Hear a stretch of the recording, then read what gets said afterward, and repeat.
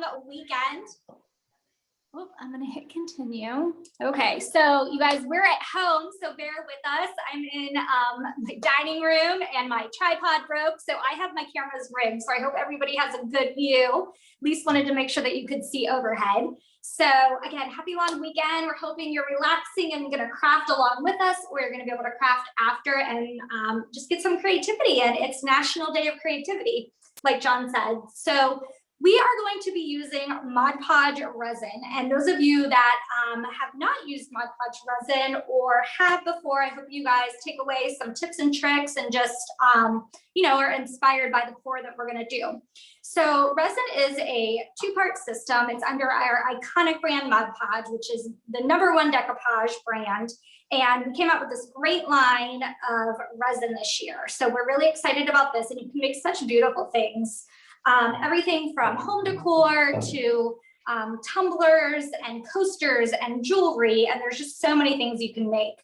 So we're gonna actually do, if you can see overhead, we're gonna do a fun beach pour, and then we're also gonna do a geode pour. So again, you can use resin as a medium. You don't need to have a separate pouring medium or like a Mod Podge Ultra or Folk Art pouring medium. You can actually use resin to pour with, and then it's also going to seal it, and it's going to have this awesome hard shiny finish. So I hope you can see that shine. I don't know how great my light is in here, but you probably see the glare from the camera, but it actually just has this glass-like finish on it once your resin sets and cures. So I'm going to go over everything you need to know about resin and safety and just supplies, and then I'm going to actually put on my mask and gear up and pour at the end. So like I said, Podge Resin is a brand new, I got a lot of stuff here in my bin, so brand new product, and we like to keep all our supplies together. So I've got my bin here of all my resin supplies. And you always want to work in a well-ventilated area. So whether it's your garage or outdoor or in your room with, you know, fans, and I've got the windows open here. It's really, we're just talking about the weather. It's beautiful outside here. So you want to make sure that you have ventilation. And if you go to plaidonline.com, we have put together this awesome printable. You can download it and print it, and it is all about resin safety and tips and tricks and the process, because it is a learning curve if you haven't used resin. But again, it's a really fun, and once you get into it, you'll totally get used to how it's a little bit different than others, like paint and acrylic pouring that we've done before.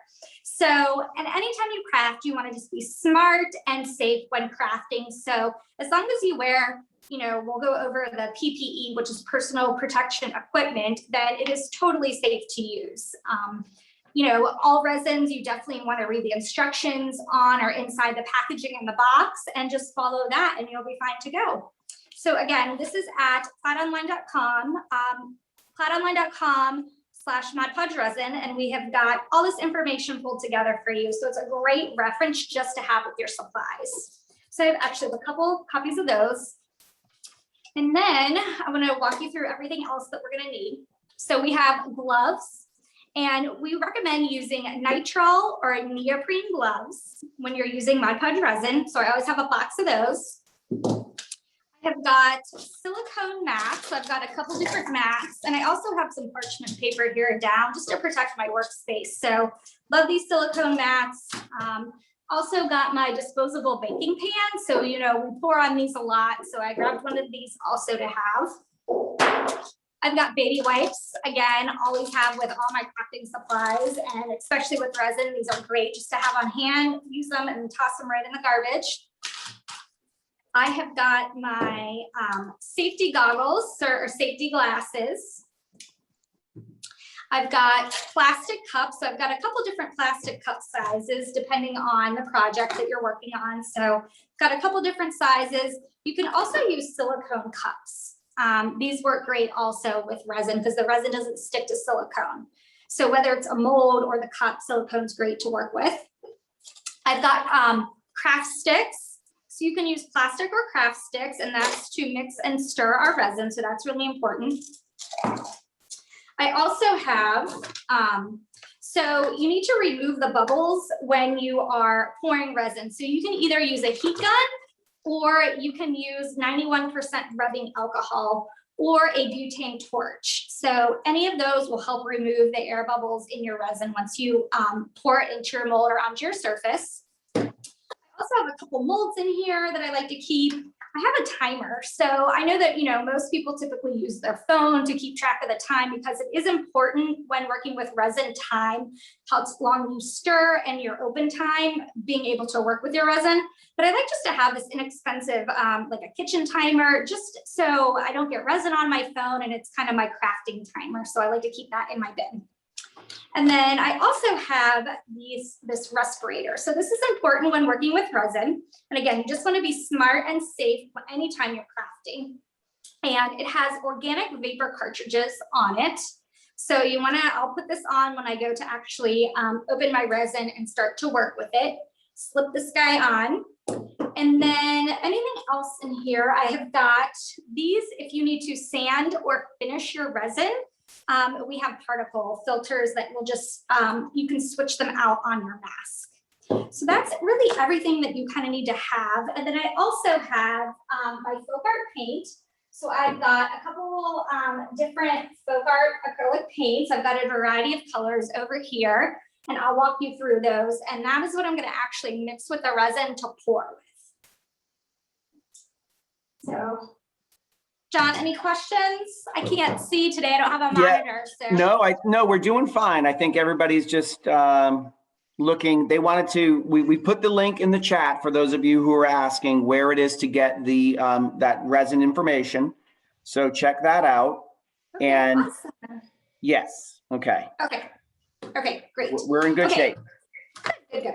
Okay, so what I'm going to do is, pouring with resin is very similar to paint pouring, whether you're using a medium or, Mod Podge Ultra, which we've poured with before. So you want to mix your resin, and then you're going to add your additives. So anything we put into resin, we call an additive. So I actually do have some glitter in here. So whether it's glitter, or I've got these beautiful glass stones to use for the beach, or seashells, anything you're adding, that's called an additive. So you want to have that on hand. And then you can actually just add that into your resin and mix it and pour with it. So it works just like pouring medium, but again, it has that different finish. It's like a hard glass-like finish. And it really is great for embedding and preserving also. So, you could pour with resin or pour it into a mold. I've got some silicone molds, or you can use resin to pour over an existing piece of art or something that you already have to seal and protect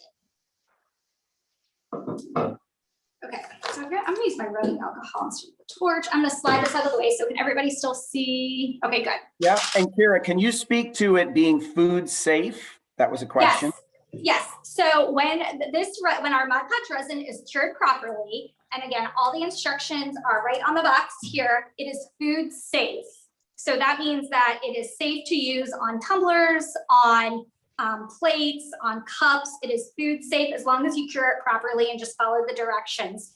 And basically that means it is cure time, that it'll become hard, and then you can absolutely use it. Now it's not dishwasher safe. So anytime we, handmade, hand wash is what we typically say. So you don't want to pop it in your dishwasher, but you can absolutely hand wash it with soap and water. Yes. That's a great question. Yep. And somebody was saying that they were talking about getting the resin kit for the class, and can they create resin art? And the absolutely yes, because the core bit of resin is just the two parts that she's going to mix together, but then she will mix in paint and different things that you have around. So you'll see. Okay. Yep. So this is a 1 and 2 parts. So we make it really easy. It comes in the box like this. There's 2 sizes. I believe there's the 4 ounce that when you combine it, it makes 8 ounces of resin. And then there's the 2 8-ounce bottles. So when you combine that makes 16 ounces of resin. So you pick this up and you'll have 2 bottles of resin. Your 1 and 2, all right, 1 and 2, and then that's what we're going to mix together. So again, you can use this, and I can show you can pour in a mold, you can make jewelry. Tumblers are super popular right now. And again, so many different uses for resin. Okay. All right. So I'm actually going to pour in this pan. So again, silicone mats, parchment paper and these disposable baking pans are your friend when you're pouring or using resin. I love these because it just makes it really easy to do your pouring, move it aside and let it set. And then you can take it out. It's not going to stick to this. And it's just really great to be able to, especially if you're doing multiple projects, it's really great to have on hand and move things around. So I'm going to do that. I just want to make sure that I answer and tell you guys all the things before I put my mask up in case it's hard to hear me. Yeah. I think so one question is somebody was asking if there's a way to know how much you're going to need for a project. And we do actually have a resin calculator on the website, which is in that same link that Raina had posted, platonline.com/modpodge resin. But Kira, if you were to just do, let's say a 12 by 12 canvas, how much resin are you mixing up for that? Probably 2 ounces of each? Yeah, well, so what I'm going to do is I'm going to mix 8 ounces and then I'm going to separate it out because you need to separate 1 cup per color. So I would say 8 ounces to do a big canvas. There you go. Yep. And we also, I'll show you when I start to mix, is we like to, the mixing is really important. You want to make sure that you have equal parts. So I'm going to pour part 1 into 1 cup, part 2 into another cup, and then I'm going to combine in a 3rd cup and mix. So that's really important that you have completely equal amounts because that will affect your curing. And if you don't have the equal parts, then your resin's not going to fully cure and it's going to be soft. So you want to make sure that it fully cures. Also, you're going to mix for 3 minutes. Again, that's why I like just to have this timer instead of touching my phone. I've got gloves and resin going. I've learned the hard way. My phone literally is covered in glitter right now.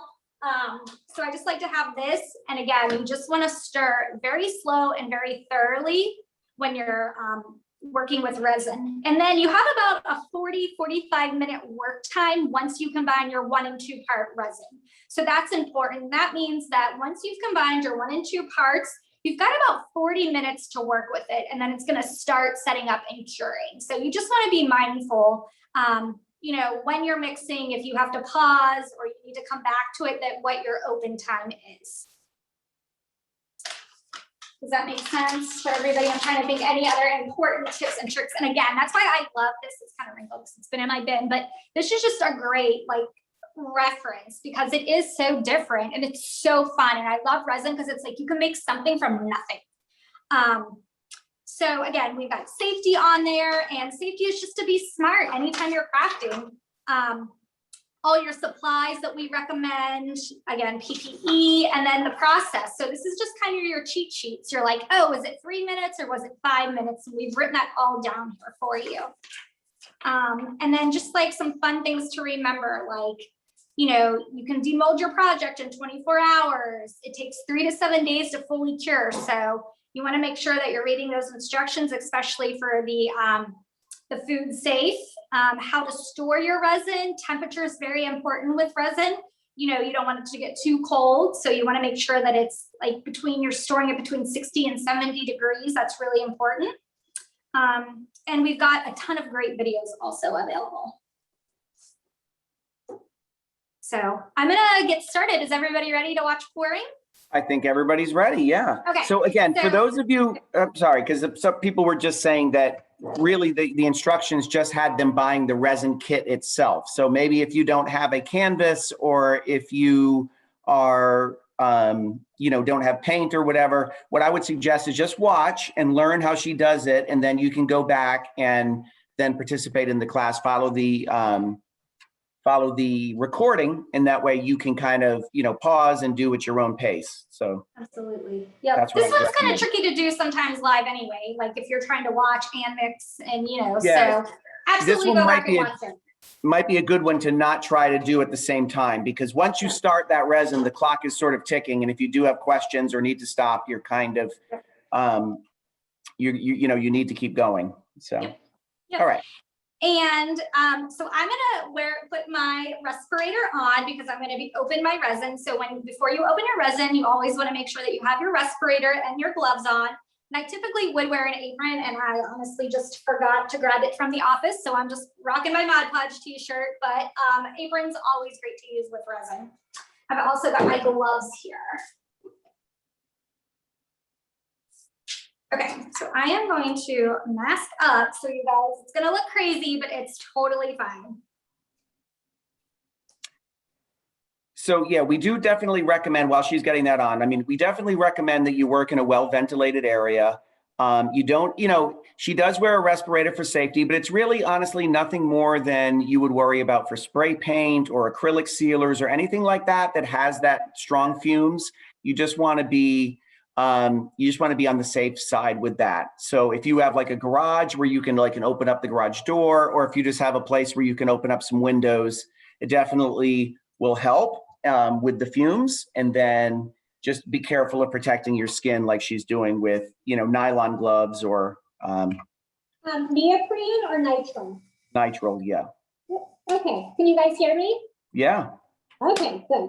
So I'm gonna open my 1-part and 2-part resin.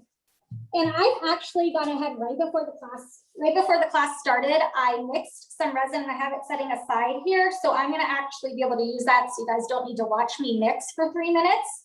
So I can get started in pouring. But I'm gonna show you exactly what you would do to get started. So John, you can talk me through. Yep, I can absolutely. So you're taking part 1 and it's very easy. There's a big number 1 on the bottle and a big number 2 on the bottle. You want equal parts, so I'm going to do 4 ounces.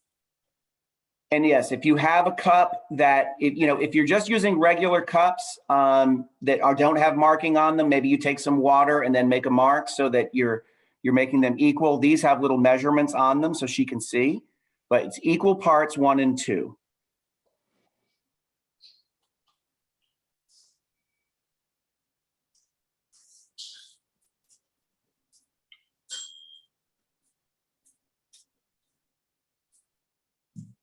Okay. Yeah. And I'm going to take my plastics.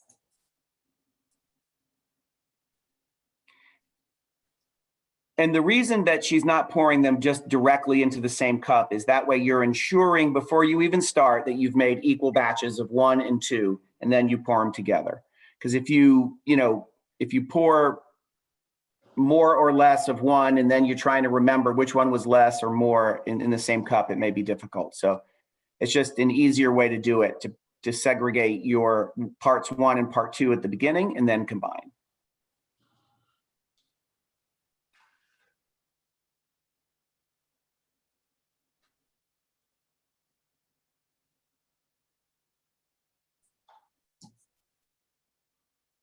And then this is where I would stir it slowly and thoroughly for 3 minutes. So stir that for 3 minutes. I'm going to set that aside because I already have one. Get rid of this.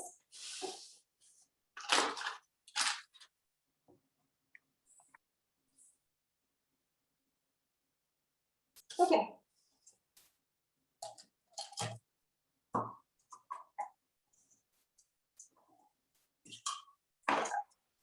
So what Kira's doing is she's going to separate these out because, as she mentioned before, we're doing paint pouring. So you're going to want to make a different, you're going to have a different cup for each color because we're going to be mixing in paint into the resin. Now, if you were doing a different kind of a project where you're just coating with clear resin, then obviously you wouldn't need to be breaking this up into different cups.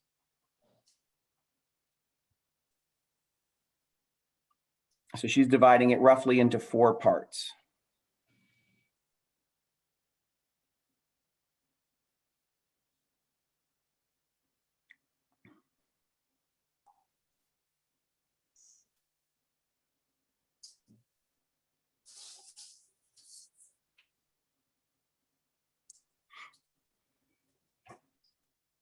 Okay, and this is just regular folk art acrylic paint in a 2-ounce bottle that is available at Michael's that you can use for this pour. And so you want your additives to be 5% of your resin. So you don't need to put a lot in there. A little bit goes a long way. If you put too much of whatever you're adding in, it changes the properties of the resin, in other words. So make sure that it's no more than, like she said, 5% of the total mix.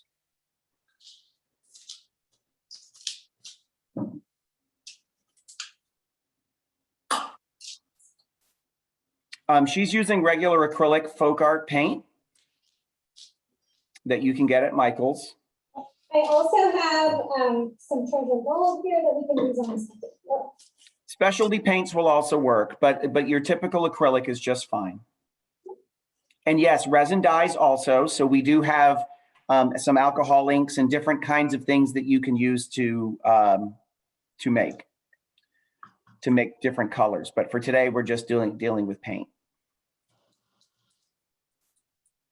And GR, what percentage if you want to add glitter? I mean, the same sort of thing. You just don't want to have more than about 5% of the total be something other than resin. So you're going to want to just put a little bit. I can do that next. I can add glitter.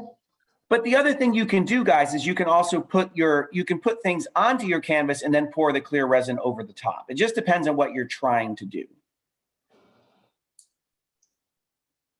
So this ratio that you're making, is this a 10 by 10 canvas you have, Kira, or 12 by 12?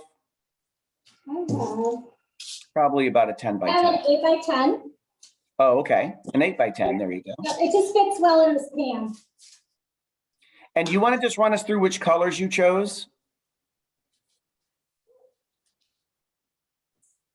Ultramarine blue. Ultramarine blue. Wicker white. Wicker white. Aqua. Aqua. And skyline, which is like a dusty blue. Okay, great. Okay.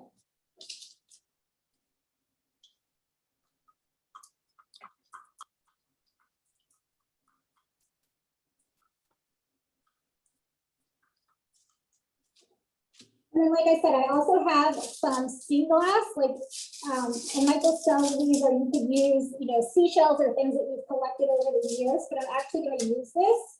You can use sand also, and I'm going to embed it in the resin.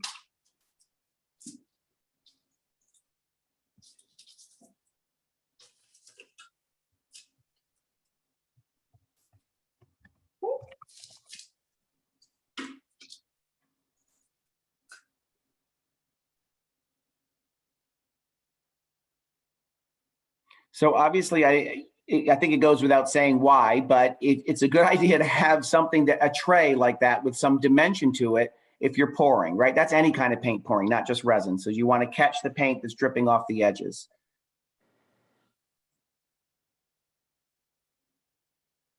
I know another trick that Kira likes to do is she puts thumbtacks under the bottoms of her canvas so that the canvas is actually raised up off of the surface, because then that helps the paint run down the sides. And also when you go to pick it up to tip and swirl, you can get your fingers under there. Yeah. So by putting 4 little push pins in the corners, you are able to raise that up a little bit. But we are on location today. Yeah.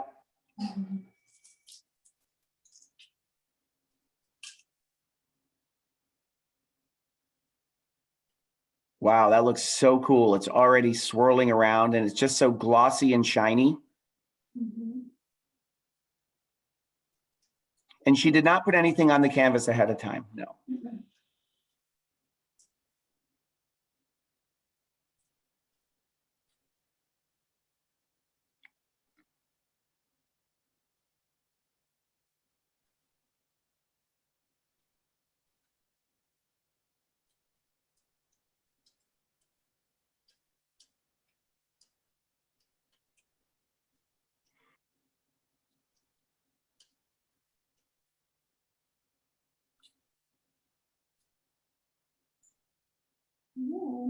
So you could cool. even use cups to hold up your canvas if you wanted to elevate it. It's a great trick also. Okay, and then I'm going to switch my gloves out real quick just because it'll be easier for you guys. So not making a total mess. Then what I'm going to do.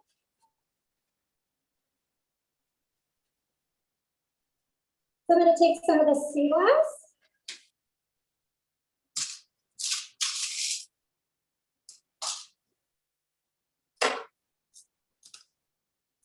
And this will embed it right into the painting, into the pour.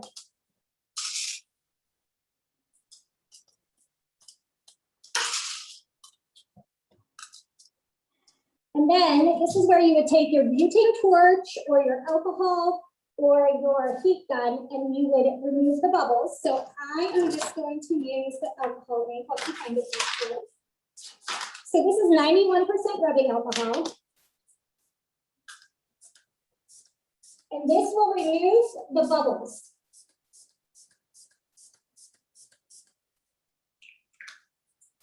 And then you could add, you know, any other additives if you wanted to add glitter or anything you could, or you could just let this dry and it's gonna have that glass-like look when it's done. Again, two different colors, but you get the, you know, that's so beautiful. Absolutely gorgeous. I love it. And Kira, so a couple of questions. One is, once you've stirred it the first time and it's 3 minutes, right? And then you have, I don't know, whatever we had said, 40 minutes of working time. Would you ever want to stir it again, or does it matter? You shouldn't need to, right? You don't need to.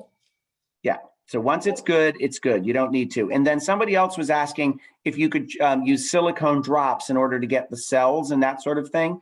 So we haven't, yeah, go ahead. No, go ahead. Well, I was going to say, we haven't used that ourselves, but if it's the kind of thing that you would like to do that, you can certainly test it and see how it comes out. Just make a small little batch and then try it and see how it works. I know that for regular paint pouring that definitely works well. How it would interact with the resin, I can't say for sure. Somebody was asking if they can use moss. Look, yeah, for sure. You can put whatever you want down on there. That's a great idea. Yeah. Dried flowers and leaves. You can use real dried flowers, pressed flowers. Moss is a great idea. Yep. That's what's so cool about resin, is it really just sort of encapsulates whatever you've put down without really changing the, you know, without changing the structure of it. I mean, it just becomes this nice, clear, solid, protective surface. We can stick with the blues, or I've got some pinks here. Ooh, this way is for. Yeah. Oh, I have to take this up. Give me 1 second, guys. This is what you should not do. I'm sure that temperature and humidity does play a role when curing. So that's why you want to, that's why there's a range, you know, of like, it says 3 to 7 days for it to be fully cured. So you are going to want to, take that into account. And when you look at the information sheet that we have and the information that comes with the product, all of that sort of stuff is addressed. Okay. I'm going to do one more pour if we have time. Yeah, yeah. So, and let me just, people are just asking questions while you're setting up. So how long do you have to work with the stirred resin? So what's the working time again, Kira? About 40 minutes. About 40 minutes. Okay. Can the resin be used on other materials such as plastic, wood, etc.? It absolutely can. So a lot of the things, you know, some of the more common things that we see people doing is pouring them into silicone molds. Yes. And this is but treasure also, gold I'm using. Oh yeah, treasure gold. Okay.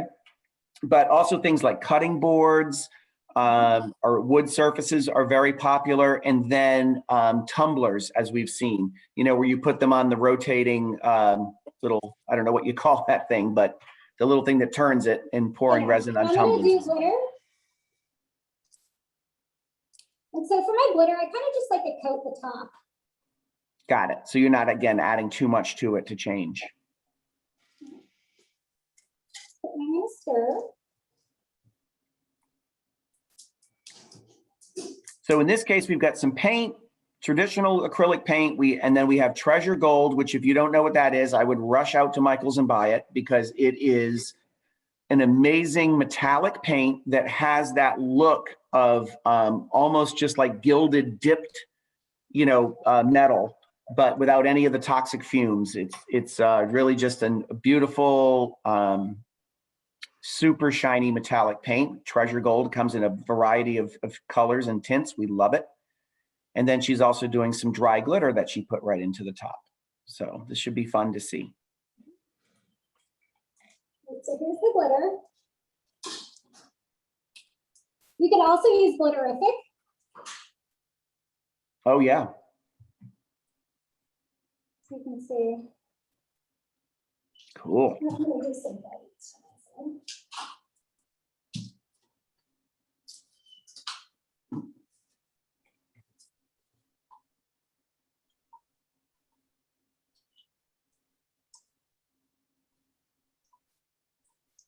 Okay. And then again, it is just gonna pour and swirl. So I am just gonna pour it on this parchment paper.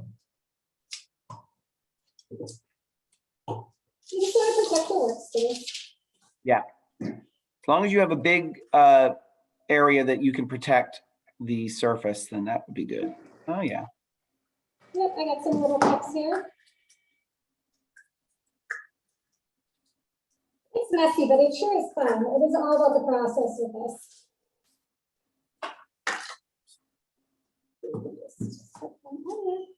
Okay.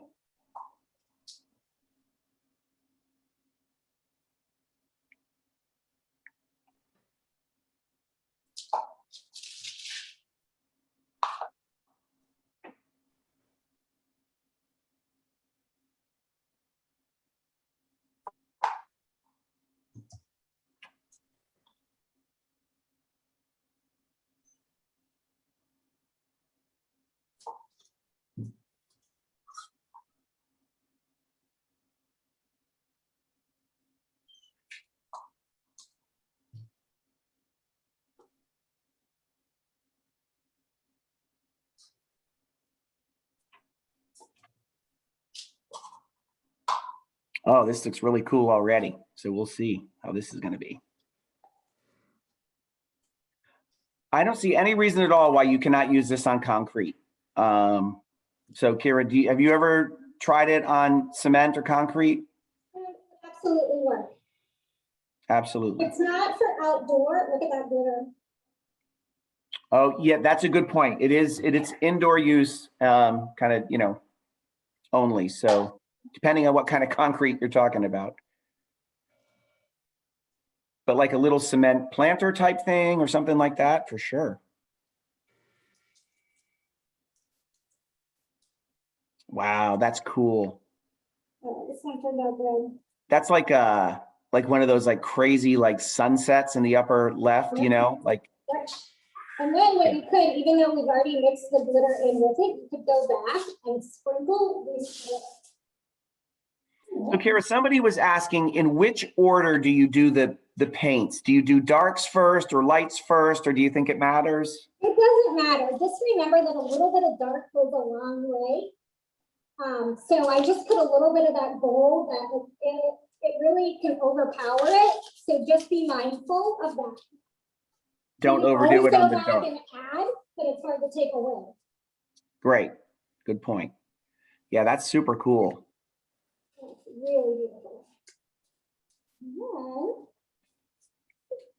And with that, somebody was talking about cells. You can see in here already starting to get some cells. And then, so the little glitter box, you could add loose glitter if you wanted to, right on top of that. I love it. Maybe hold that up close to the overhead camera. Yeah. Ooh. Super cool. Yeah. That looks like one of those like close-up NASA photos of Jupiter or something like that It's that you really get. beautiful. So again, you just let that dry, you let it cure, and it's going to have a beautiful glass-like finish. And you can see some other, variations that we did. So this is with glitterific and rock salt with that same process. You can even just take some treasure gold and drizzle it along. It'd be really pretty. So you can add right to this while your resin is wet. Oh, right into it. Yeah, right over the top. So Very you can cool. just add like right on, and that's what we did. And just get some more detail. I'm gonna make a mess of this. But that's exactly what we did to get the details. Oh, and it looks like you did some dotting on that one too. Yeah, yep. So this, you could do dotting, you can add glitterific. you can see you get these beautiful lines just by adding that treasure gold and really make it look like a geode. Fun. Yes, she did say rock salt. So John was asking, that's one of the little tricks that we have for making a faux geode is you take some rock salt and some Mod Podge and some glitter, and you stir that all up, and then it makes a super shimmery looking crystal.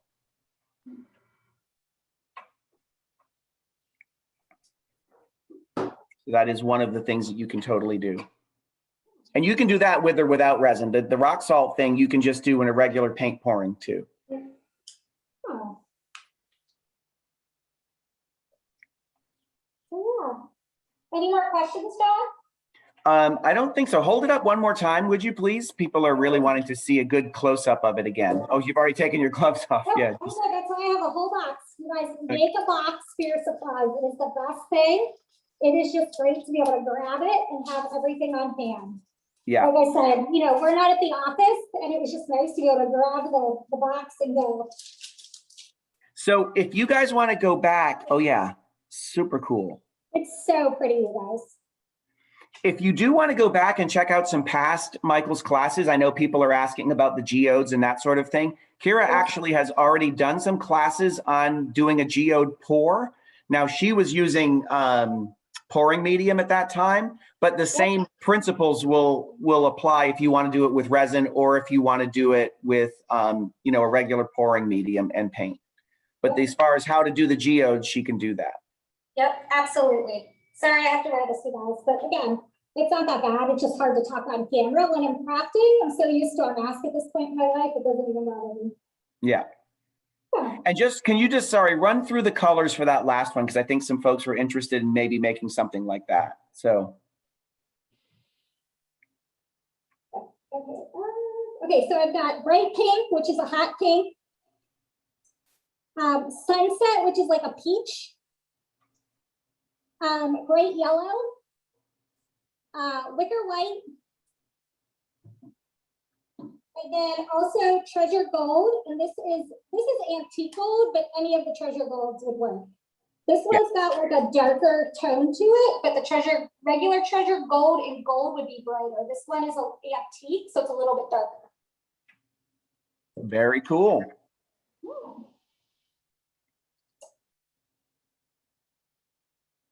Okay, well. Don, you want to do a giveaway?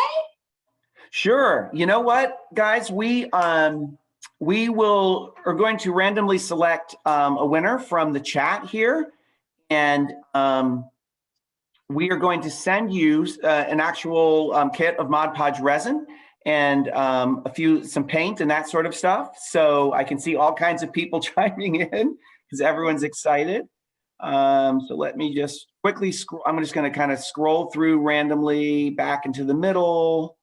How about Valerie C? So Valerie C, what you can do is reach out to us on Plaid's Facebook page. So go to Plaid Crafts on Facebook and send us a direct message and just say, hey, you were the winner in the Michael's resin class, and we will take it from there. We will get back in touch with you, okay?